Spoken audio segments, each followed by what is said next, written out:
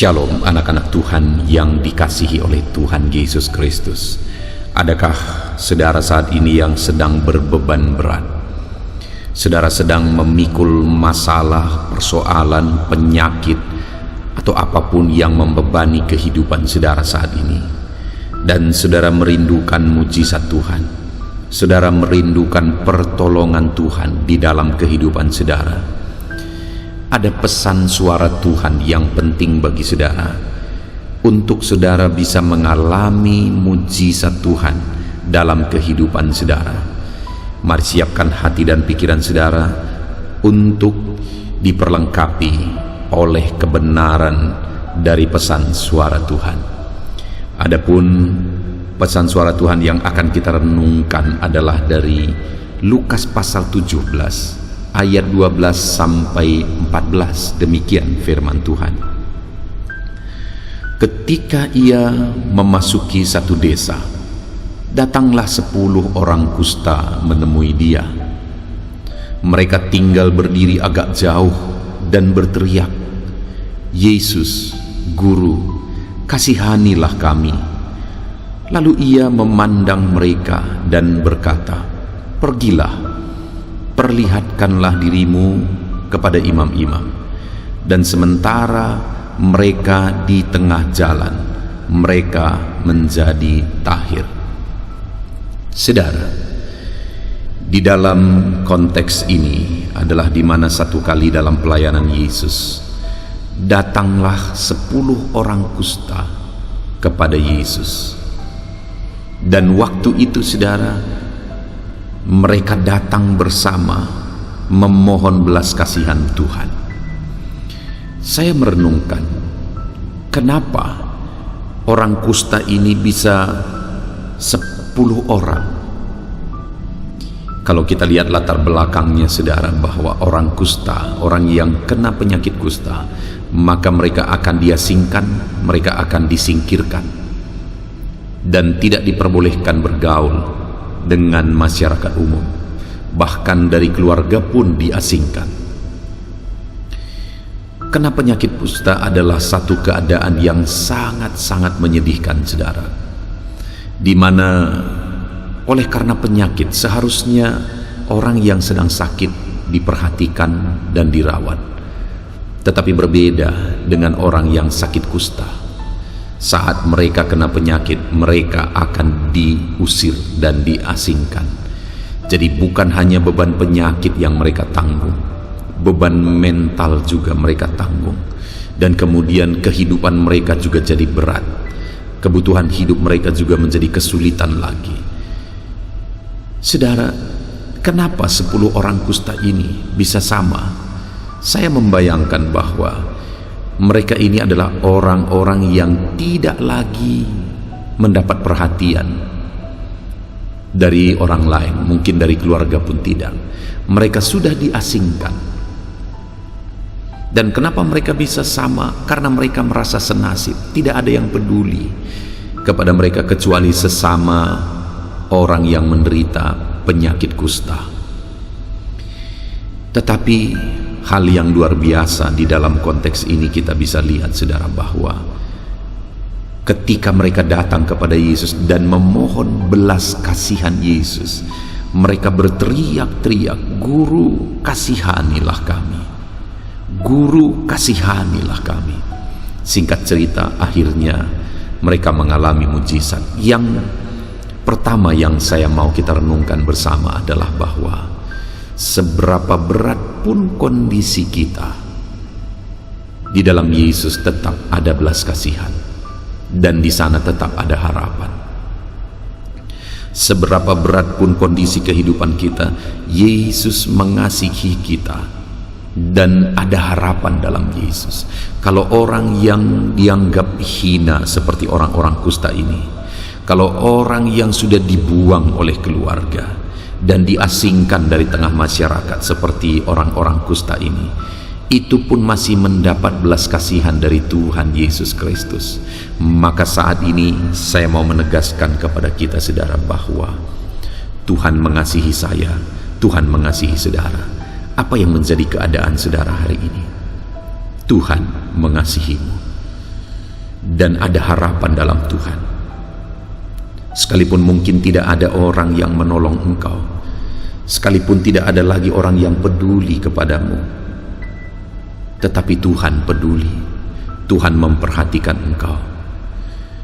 Sama seperti orang kusta ini yang tidak ada lagi orang yang memperhatikan dan mempedulikan, tetapi Tuhan mempedulikan mereka. Tuhan mengasihi mereka. Seberapa sulit, seberapa hina, seberapa berat pun bebanku hari ini, Tuhan peduli. Tuhan mengasihi saya. Tuhan peduli kepada saudara. Tuhan mengasihimu. Itu sebabnya jangan putus pengharapan, saudara. Jangan putus pengharapan. Tuhan mempedulikan kita. Tuhan mengasihi kita. Masih ada harapan dalam Dia, dan tetap akan ada harapan dalam Dia. Pada saat orang-orang kusta ini berteriak-teriak dan minta tolong kepada Yesus, maka Yesus memandang mereka. Yesus melihat dan mengarahkan pandangannya kepada orang yang dianggap hina itu. Sama seperti hari ini, mata Tuhan pun tertuju kepada saya. Mata Tuhan pun tertuju kepada saudara. Tuhan mengasihi kita. Lalu Yesus berkata, perlihatkanlah dirimu kepada imam-imam. Ada perintah yang diberikan oleh Tuhan Yesus kepada orang-orang kusta itu. Yesus berkata, perlihatkanlah dirimu kepada imam-imam. Dan kalimat selanjutnya dikatakan di sana, dan sementara mereka di tengah jalan. Itu artinya bahwa mereka segera melakukan apa yang diperintahkan oleh Yesus. Sehingga ketika mereka ada di tengah jalan, mereka menjadi tahir. Mereka sembuh, mereka pulih, mereka mengalami mujizat. Mereka mengalami kuasa Tuhan. Kapan itu terjadi, saudara? Saat mereka ada di tengah jalan. Artinya ketika Yesus berkata, perlihatkanlah dirimu kepada imam, mereka melakukannya, mereka mentaatinya. Dan saat mereka mentaati perintah Yesus, mujizat terjadi. Mereka dipulihkan, mereka disembuhkan. Saudara, artinya apa? Yang menjadi kunci mujizat Allah terjadi bagi mereka adalah ketaatan. Yang membuat mereka mengalami mujizat Tuhan. Allah bertindak, Allah menyatakan belas kasihannya, Allah menyatakan kuasanya, dan mereka pulih. Kenapa, saudara? Karena mereka taat. Kalau kita belajar dalam Alkitab, saudara, kita melihat ke dalam Alkitab, mulai dari Kejadian sampai Wahyu, maka kita akan menemukan di sana bahwa ada begitu banyak mujizat terjadi. Ada begitu banyak mujizat yang dilakukan oleh Tuhan. Dan kalau kita melihat, maka mujizat-mujizat itu terjadi oleh karena apa? Oleh karena ketaatan ada di sana. Mujizat itu dilakukan oleh Tuhan, dikerjakan oleh Tuhan dalam kehidupan seseorang, dalam kehidupan umatnya, karena ada orang yang taat di sana. Dan hari ini pun saya mau menegaskan kepada setiap kita, saudara, bahwa kalau kita rindu mengalami mujizat, maka kunci mujizat adalah taat. Saat orang-orang kusta ini diperintahkan untuk menghadap kepada para imam, itu sebenarnya tidak masuk akal, saudara. Kenapa? Karena orang yang disuruh menghadap kepada imam itu adalah orang yang sudah sembuh dari kusta. Artinya kalau ada seseorang yang kena kusta dan mereka mengalami kesembuhan, mereka disuruh kepada imam supaya diperiksa apakah benar-benar sudah tahir. Pada saat itu mereka belum sembuh saat Yesus perintahkan, dan saat mereka mentaati perintah Yesus, mereka belum sembuh. Karena di tengah jalanlah mereka mengalami kesembuhan. Artinya saat mereka menjalankan perintah itu, mendapatkan perintah itu dan menjalankan perintah itu, kesembuhan belum terjadi, mujizat belum terjadi. Tapi ketika mereka terus berjalan langkah demi langkah mentaati perintah Allah, akhirnya mujizat terjadi. Hari ini pun saudara, yang akan menjadi kunci saya dan saudara mengalami mujizat Tuhan adalah ketika kita mentaati firman Tuhan. Dan mungkin saudara berkata, aku sudah berusaha belajar untuk taat kepada perintah Allah, tapi aku belum mengalami mujizat.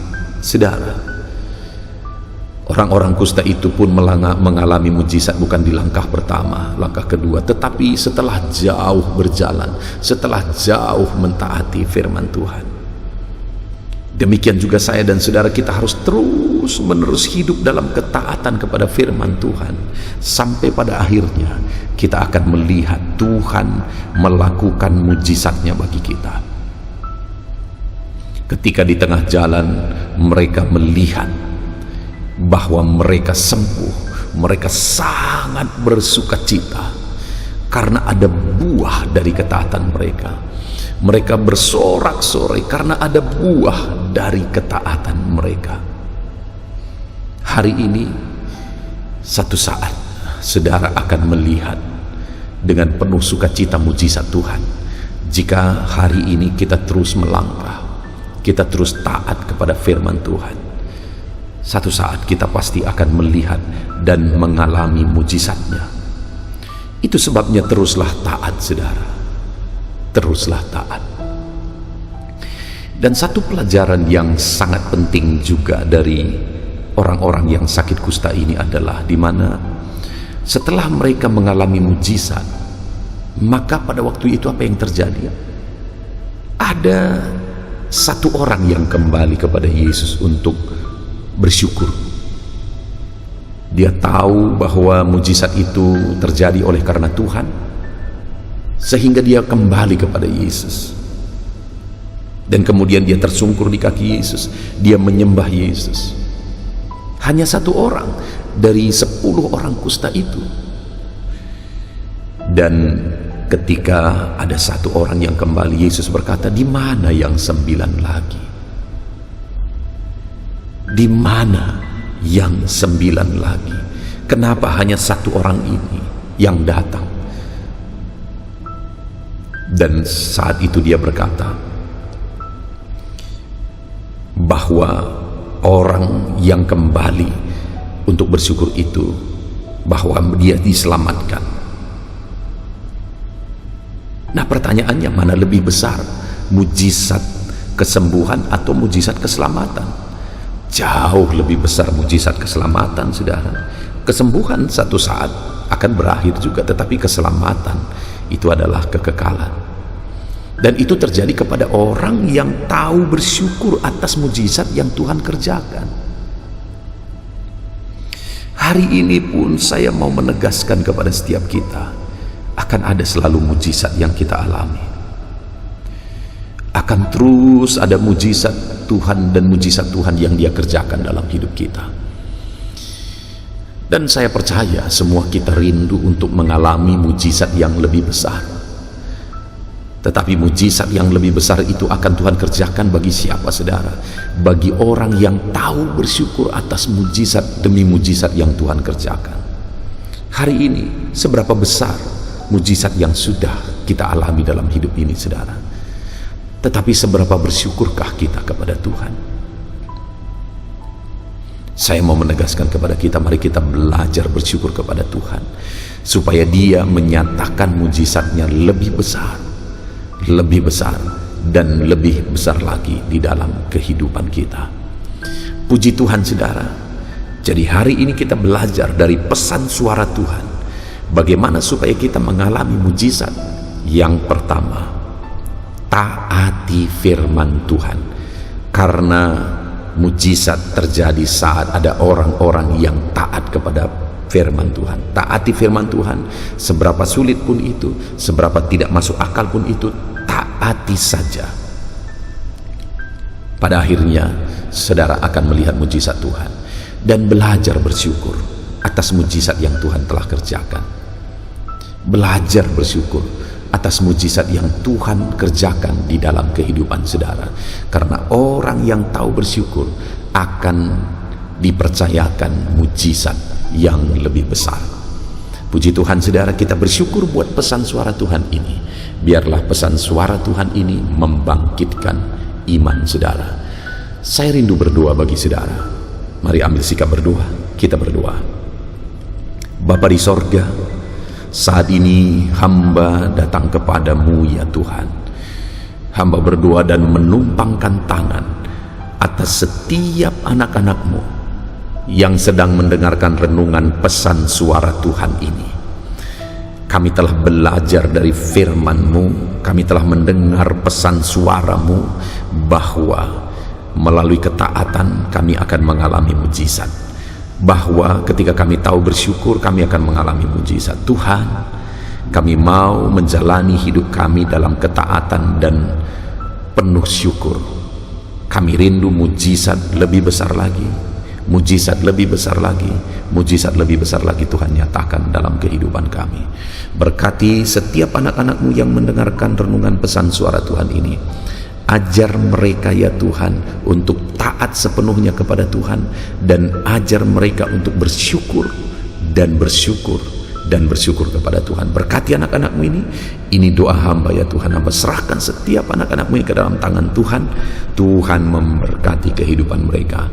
Terima kasih Bapa di sorga, kami bersyukur buat renungan pesan suara Tuhan ini. Dalam nama Tuhan Yesus Kristus kami berdoa, haleluya, amin. Puji Tuhan saudara, saya percaya saudara sudah dikuatkan, saudara sudah diteguhkan melalui pesan suara Tuhan yang telah saudara dengar. Dan saudara juga sudah dikuatkan dan diteguhkan ketika saudara didoakan. Kalau saat ini saudara merasa diberkati melalui renungan pesan suara Tuhan ini, dan saudara rindu orang-orang lain juga mendengarkan pesan suara Tuhan, bagikan renungan ini kepada banyak orang melalui media sosial saudara, supaya lebih banyak orang mendengarkan pesan suara Tuhan dan mereka hidup seturut dengan firman Tuhan. Puji Tuhan saudara, kalau saudara merasa diberkati melalui renungan pesan suara Tuhan ini, dan saudara rindu memberi persembahan syukur untuk menopang kami dalam pelayanan media sosial ini, saudara bisa lihat di bawah video ini. Di sana ada didaftarkan nomor rekening di mana saudara bisa memberi persembahan syukur saudara untuk menopang kami dalam pelayanan media sosial ini. Puji Tuhan saudara, Tuhan memberkati kehidupan saudara dalam nama Tuhan Yesus Kristus, haleluya, amin.